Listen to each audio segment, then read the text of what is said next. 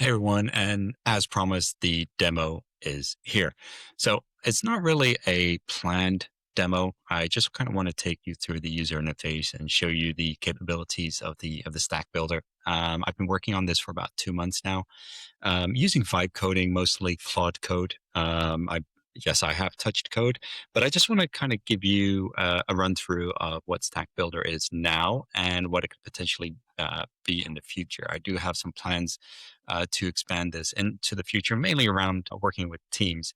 One of the main reasons for building this application was to kind of get rid of this hand drawing of your stack using tools like Miro or Mural or Figma or whatever that only kind of give you a, how should I say, an aesthetic layer on top of your stack. I wanted to go a little bit deeper. And yeah, true, I did start with the aesthetic layer. I wanted to drag in nodes onto a canvas, draw lines, and really started out from there. But then I started digging a little bit deeper into ways to kind of break down the silos at work so that teams start to collaborate more together. Think of the multi-lens feature, which I'll quickly be touching upon with you. We're also doing a Teams feature, but also a lot around the kind of AI. Yeah, you can't get around it these days. I mean, the whole app is mostly built by AI. So the best challenge there is to find a way to leverage all this technology to make your work as a marketing technology specialist or data engineer a whole lot better, and to kind of start opening up those discussions with other teams. And nothing works better than a story. And a story is also usually visual. And this whole canvas, I hope, will help companies, will help you as an individual, maybe as contractors or consultants like myself, to really open up those discussions with your clients, with your team members, and everyone within your company. So let's have a quick run through it. Again, I don't have anything prepared. I'll just walk you through the features that I find super interesting. I will load a few stacks or at least one stack that I have done the AI generation about for the roadmap integration, the data flow, the privacy and consent audit, etc. Because that does take a little bit of time, and I don't want to bore you with the loading times. Usually, a lot of these reports take between 25 and 40 seconds, which is very doable. But anyway, let's get started. So the first place you'll end up with after you go through the onboarding, you'll end up with a clean canvas, or you can load from a template. I am working on templates. If there are any vendors or consultants out there who want to collaborate on some kind of official stack templates or preferred stack templates, reach out to me and we'll get these together and we'll put them in the template marketplace. So usually you'll start out with a blank canvas. In here, like I said, you can load from your own stack library. I've got 8 in here right now, and we have from templates. So we have a template library, which needs a little bit of an upgrade. There's one in here, I believe it's called the basic Google stack with Google Tag Manager, Google Analytics, etc. So you can just load it from here and get started. You can actually see a little preview of it right here. All right, so let's close this. Let's go ahead and start out here. So to kind of celebrate High Touch becoming a leader in the Gartner Magic Quadrant, and you know my opinion about these Magic Quadrants, I thought let's look at a kind of a composable stack. So on the left-hand side, we'll have all these various nodes here, and we kind of go look through them. I'm still a little bit in doubt if I should break down these vendor nodes by individual features that these vendors have. Like I've got high touch events here. They also do data onboarding, identity resolution, etc. So let me just drag one in here to kind of get started. So we have a node here. Each node has all these properties that we can add to it, which we'll get into later. But it can be pretty cool. I mean, we can add tags to them saying needs implementation, and let's put that on a RIP because it's not, needs implementation, right? Let's add a data warehouse to it. So let's add a snowflake to it, drag it onto here, and then we'll do a connection right there. Since it's a zero call, there's no data going backwards, remember? No, just kidding. So we have data coming out of the Snowflake instance here. And again, we've got plenty of capabilities here to kind of add additional metadata to the individual nodes, which will become important as when you start working with AI, because we take this metadata and we actually use that as context for the report that you're trying to build. So remember that going forward. So let's have something like snow. Well, I saw it there. Let's keep it in snow because it's in the winter. Snowplow pushing data into Snowflake. And look, I'm putting tools on the canvas here, and I don't exactly know. It's hard to keep track of all these integrations. So I was working on kind of a validation feature. Does Snowplow allow you to push data into Snowflake? Is there an intermediary level that needs to go into it? It does. Well, we know Snowflake works with high touch, et cetera. But the validation feature is still kind of, it's on the shelf right now just because of the complexity. So you'll have to do your due diligence to fully understand if these tools actually work together. All right, so we have Snowflake here. Let's put in some identity resolution into this. So we'll put Zing on top of Snowflake, and this is a bidirectional. So you can actually click on the edges here as well and change the styling a bit. So let me put an arrow here, and then the animation flow will be bidirectional. I'm going to turn off the animation here because it gets really dizzy. See that? When you're doing it both ways. So let me turn it off there.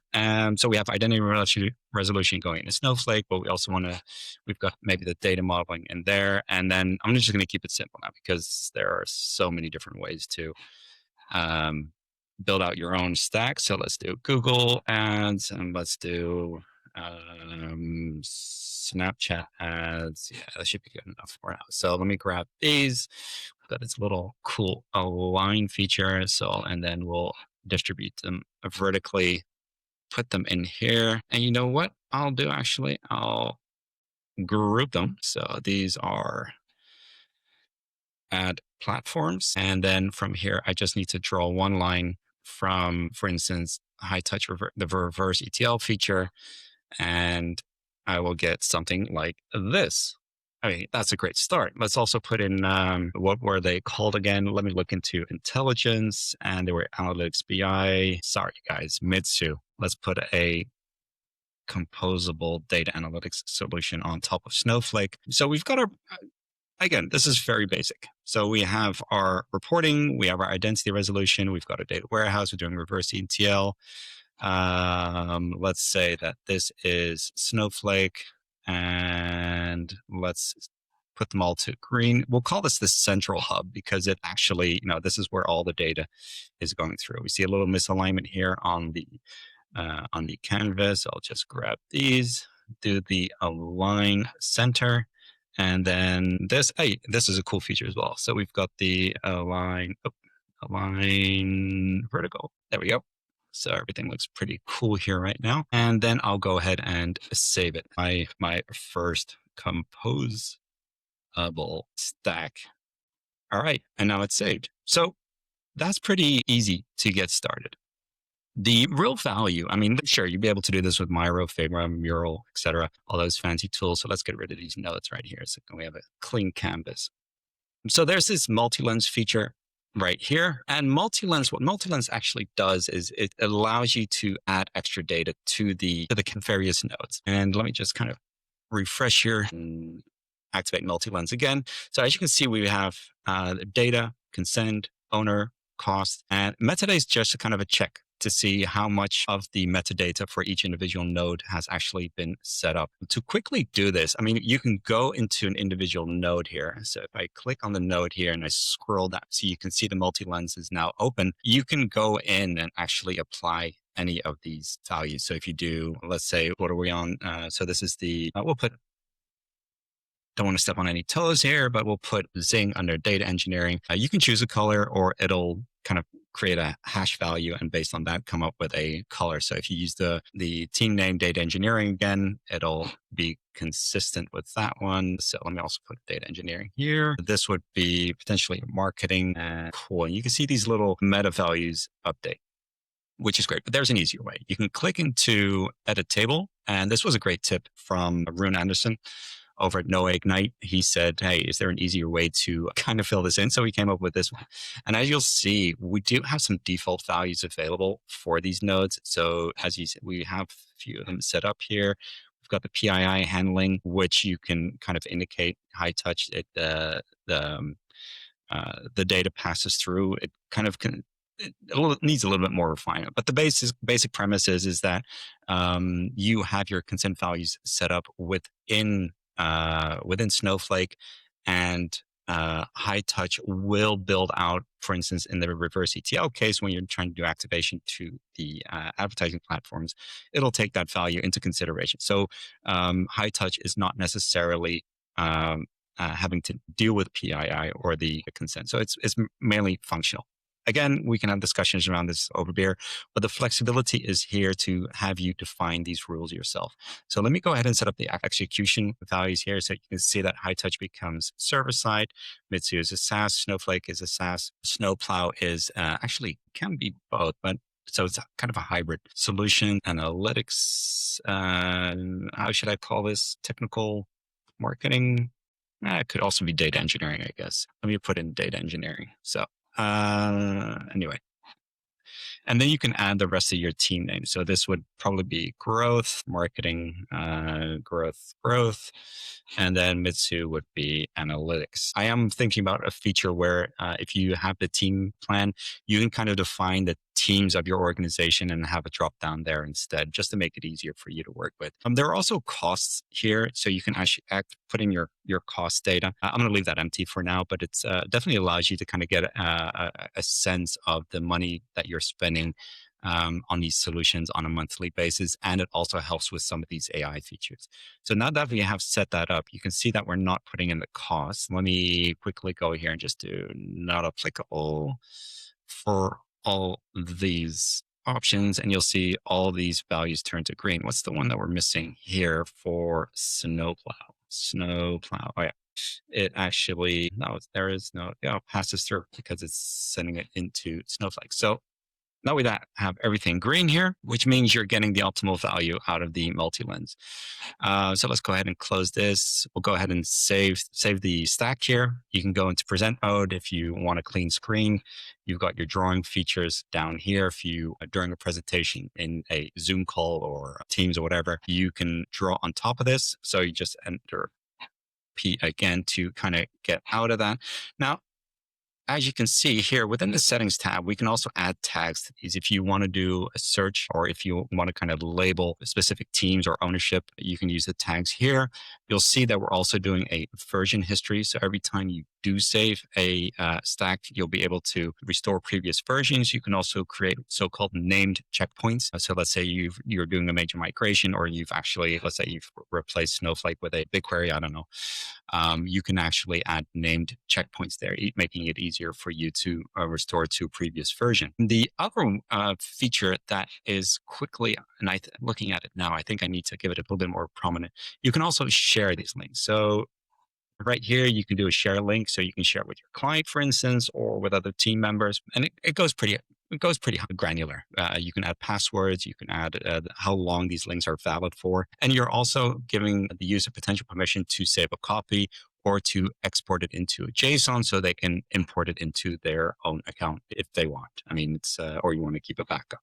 So let's talk about these AI features. Now, for this, I'm going to switch quickly to a stack that I made earlier. I've always wanted to say that, you have these cooking programs, or I think it was Blue Peter on the BBC in the past. Here's one we made earlier. So let me open up my stacks here. I'll go into one with, the Google Tag Manager demo. As you can see, you get a little preview. You can see an evaluation score that's done through all the different versions that I've worked on.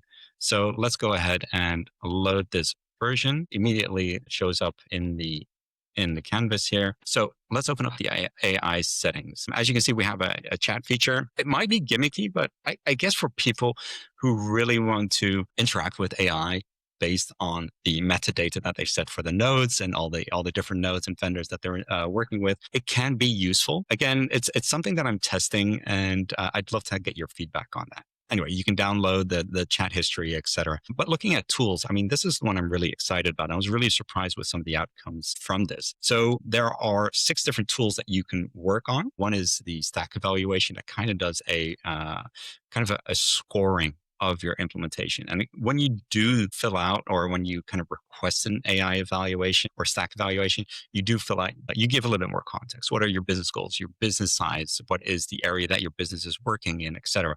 So based on that information, you do get a full report back with some recommendations and to further improve your stack. Just considerations, I think is the right word there. You can also do a implementation roadmap. Can be detailed, but if you're putting together a stack and you need a basic foundation or just some kind of ideas or creativity about how should I go about implementing this, the implementation roadmap feature is quite fun. The privacy audit, again, I wanted to put this in. It's not legal advice. It's not financial advice either, but you need to make sure that you don't take do your due diligence, do your work as well. This is just kind of it's an idea, kind of maybe a little bit inspirational about how you should deal with privacy and compliance audits. I need to tweak this one a little bit further because, as you can see, I do have CookieBot in there. CookieBot is not the enforcement path, etc. I need to figure out a way to make this app work more closely with this kind of information, and how does it apply to all the nodes going downstream. So again, take it with a grain of salt, that one. There's cost optimization, which is pretty interesting. So that's why you can fill out the cost information in the multi-lens. And you can say, hey, we're looking to maybe replace certain tools or certain vendors within our stack, or we're trying to reduce the cost from $5,000 a month to $2,000 a month. What are some considerations you can give us there? And it will actually kind of give you estimates. And I'd love your feedback on this, especially since pricing is quite often a black book. So if any vendors out there or other consultants that have more insights into, there's so many tools out there, please make sure to drop me a note. There's a data flow analysis that kind of looks at potential bottlenecks of the data going through the system. So for instance here, you've got Google Tag Manager server-side data flowing to Amplitude. It does a lot of discovery. And as you can see, I need to do a little UI fixes here. Again, it's I don't want to say it's gimmicky. It is interesting to kind of read the feedback that you're getting, and we push all of that metadata and the structure of your stack into AI, and that generates the feedback. I'm not gonna lie, I'm not generating this myself. AI is doing this. We have, or I have, optimized the system prompts. And also the user prompts are structured in such a way that we do push all the contextual data into the request to make sure that the feedback you're getting is as accurate as possible. One of the other features, one of the last AI features is vendor alternatives. Now, sorry, Amplitude, but I love you guys, but I need to demo this. So I'm going to pick you guys. So Amplitude has, let's say you want to learn about alternatives to Amplitude. There are two ways you can do this. You can go through the AI panel here, select a node, and then this one will light up is for you to click, or you can just kind of click on a node here and then do suggest alternatives. So let's do that one, suggest alternatives. And I did this one. So it's popping up. It stores it in memory. If you want to do a new one for most of them, you can just come down to the bottom here. And again, the important thing here is that it takes your entire stack into consideration. It's not just saying Amplitude. You are an analytics BI tool with great in-app survey features. I love that. But it takes their full stack into consideration, and then kind of comes back with feedback on what tools you should look into if you're thinking of replacing it. So in this case, it comes back with Mixpanel with a 92% fit with pros and cons, download in PDF and share it with your team. There's a lot of versatility in this product, and I'm really amazed about the lengths that AI can take you with building these apps. The second one is we also have Teams. I keep saying we, it's like, AI is my colleague, but it's not. I also have this Teams feature, which is free for now, by the way. So you get a split in your diagrams. And then if you, let's say I'm logged in as a user, but I'm also a member of this team, you can go into my stacks here, go to personal and say, all right, I want to share this with client X. And then if I switch, it's right here. So now I can load this one into the Teams environment. If you're paying attention, you can see there's a lot of, if just a few more added features here. One is, for instance, you can do comments. So I can say, hey, George, I'm going to have mentions built in pretty soon. We need to look at the snowflake. So you can actually mention individual nodes within the chat. We need to look at the snowflake as setup. Are we on a schedule for going to production? And then you just hit the send button. So this way, when you kind of talk with your teammates, you can and then do a highlight. When you talk with your team members like this, you can really focus on the individual nodes and ask questions. You can reply in within the threads as well, so you can do the reply here or mark things as a result. So I'm working on extending the team's features, especially around ownership, delegation, especially for if you're looking for alternatives and replacing tools, kind of coming up with cost estimates or plans around that as well.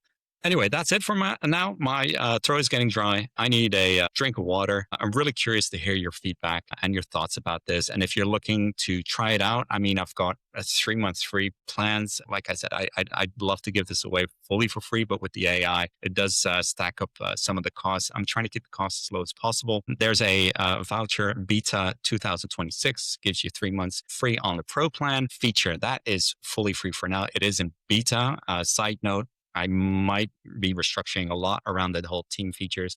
So if you are, I try to make it any kind of features or stacks that you build retroactive, so you won't lose anything. But just beware, the teams feature is free for now, and even the pro plan, you get 3 months for free, and after that, for now, it's just $9 a month. Yeah, enjoy, and make sure you send me your feedback. Talk to you later.